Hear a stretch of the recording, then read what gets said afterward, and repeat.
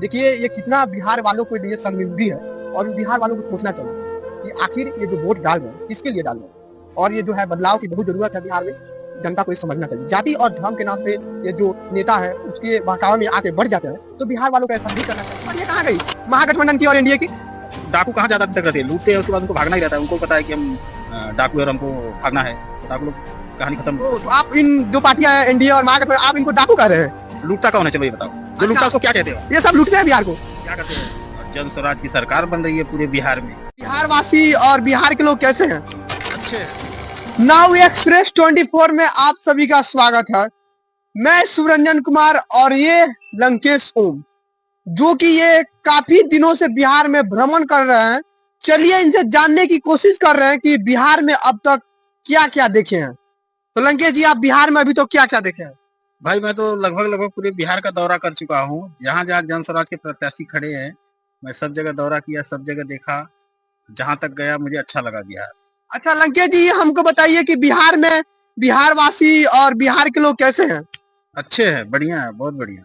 देखिए कहा जाता है कि बिहार एक ऐसा चीज है, बिहार एक ऐसा राज्य है जो जो भी कोई बिहार में आता है तो बिहार के लोगों के लिए एक अच्छा उनके प्रति सोचते हैं और बिहार उनके लिए एक अच्छा राज्य बन जाता है। तो लंकेश जी हमको ये बताइए, आप आए जन स्वराज की तरफ से, मनीष कश्यप के साथ उनके पार्टी के साथ आप उनको सपोर्ट कर रहे हैं, तो मन कैसा लग रहा है आपको? बहुत अच्छा लग रहा है भाई। पार्टी चुन के आ रही है, जीत के आ रही है। मनीष भाई जी जीत के आ रहे हैं और जन स्वराज की सरकार बन रही है पूरे बिहार में। पूरे बिहार में जन स्वराज की सरकार? जी जी जी, एकदम चुन के आ रही है, पूरे बिहार से चुन के आ रही है और जन स्वराज की सरकार बन रही है। और ये सारे पार्टियां कहाँ गई, महागठबंधन की और एनडीए की? डाकू कहाँ ज्यादा दिन तक रहते हैं, लूटते हैं उसके बाद उनको भागना ही रहता है। उनको भी पता है कि हम डाकू है और हमको भागना है, तो डाकू लोग कहानी खत्म बस। तो आप इन जो पार्टियां हैं एनडीए और महागठबंधन, आप इनको डाकू कह रहे हैं? लूटता कौन है, चलो ये बताओ। जो लूटता उसको क्या कहते हो? ये सब लूटते हैं बिहार को। क्या करते हैं? अभी आप बिहार आप भी घूम के देखो कि क्या हो रहा है। लोगों से पूछो कि क्या हो रहा है। लूट नहीं रहे तो क्या कर रहे हैं? क्या कर रहे हैं आप बताओ, इसको क्या बोलते हैं? लूटने वाले को क्या नाम देते हो आप? अच्छा डाकू ही करते हैं। अच्छा एक और बताइए, आप जो जन स्वराज के सूत्रधार प्रशांत किशोर जी है, उनके ऊपर भी कई आरोप लग रहे हैं कि वो भी जो है डाकू के समान काम कर रहे हैं, बिहार को लूटने का काम कर रहे हैं। क्या इस पर क्या कहिएगा?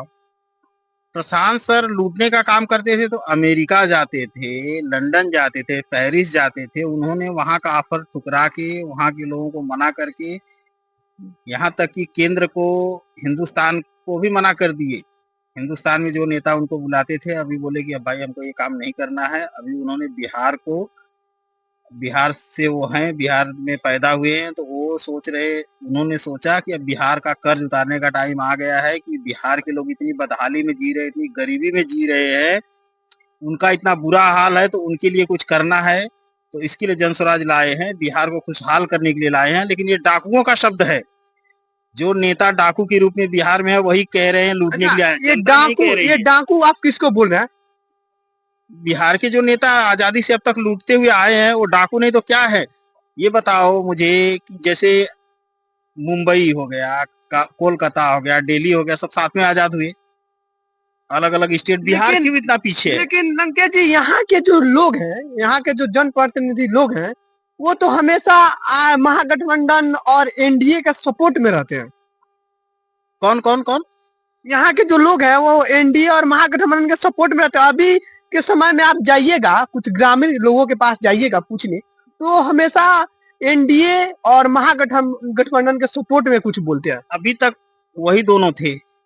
अभी जन स्वराज आई है तीसरा विकल्प बन के, और उनकी मजबूरी थी। उनकी मजबूरी ये थी कि अब जैसे वो 5 किलो अनाज दे रहे हैं, कुछ ऐसा लालच दे रहे हैं, तो पब्लिक को, बिहार की जनता को इस तरह से गुमराह करके अपाहिज कर दिए हैं कि उनको ना बोल सकते हैं। उनको, उनसे सारा अधिकार छीन लिए हैं। उनके कहे, सरकार के कहे अनुसार पब्लिक काम करे, बस उस जगह पे लाके बिहार को खड़ा कर दिए हैं। बिहार के लोगों को लाके खड़ा कर दिए हैं और अपनी मनमानी कर रहे हैं। तो देखिए लंकेश जी का कहना है कि बिहार में जो जो कई सालों से जो एनडीए और महागठबंधन, एनडीए की सरकार जो है नरेंद्र मोदी जी की, बिहार में का अभी तक स्थिति जो है पूरा खराब है। ना यहाँ पे शिक्षा का सुधार हुआ है, ना अस्पतालों का सुधार हुआ है। तो लंकेश जी का कहना है कि ये जितने भी जो पार्टियां ये सब डाकू हैं, बिहार को लूटने का काम कर रही है और अभी तक लूट रही है। क्या लंकेश जी, सही कहा ना? जी बिल्कुल सही, अभी तक लूट रहे हैं, लेकिन 14 तारीख के बाद में जन स्वराज की सरकार बन रही है, फिर सारे लुटेरे जो मुख्य सारे लुटेरे हैं वो सब जेल में होंगे। यहाँ की जनता खुद बोलेगी कि इनको जेल में डालो। देखिए, ये लंकेश जी का मानना है और ये इनका विश्वास है कि जो सारे जो डाकू हैं वो जो है यहाँ से भाग जाएंगे या कहीं बंद हो जाएंगे। देखिए किस तरह से लंकेश जी जन स्वराज को इतना सपोर्ट कर रहे हैं, इतना प्यार कर रहे हैं जन स्वराज के लिए। सबसे पहले लंकेश जी हमको बताइए कि बिहार में जो राशन चल रहा है 5-5 किलो, इस पर आप क्या कहेंगे? ये तो भीख है, ठीक है, और क्या है, अपाहिज बना के रखे हैं। लेकिन यहाँ के तो ग्रामीण लोग उसको ले रहे हैं। भाई अब उनकी मजबूरी है, भूखा मरेंगे। वो भी क्या 5 किलो अनाज एक इंसान महीने भर खा सकता है क्या? नहीं चार नहीं, सौ नहीं खा सकते। फिर आप हम कोई भी 5 किलो अनाज लगता है क्या महीने भर में?